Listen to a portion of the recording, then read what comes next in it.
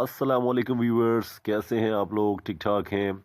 And welcome to bright ideas.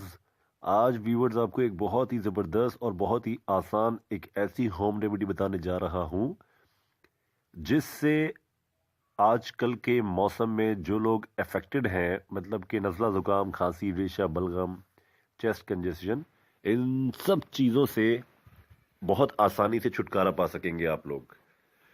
और remedy कुछ ये है कि आप सिर्फ और सिर्फ घर बैठे हुए आधा चम्मच असली घी का लें और आधा चम्मच शहद का लें। एक चम्मच में चीज लेकर इसको आप हल्का सा धीमी आंच के ऊपर हल्का सा गर्म कर लें और ये बच्चों को खिलाएं, बड़ों को खिलाएं, औरतों को खिलाएं, मर्द को खिलाएं, बुजुर्गों को खिलाएं, किसी को भी खिलाएं। और आप देखेंगे कि एक दो दफा के इस्तेमाल से बिल्कुल राहत मिलेगी, सुकून से रात को सो पाएंगे।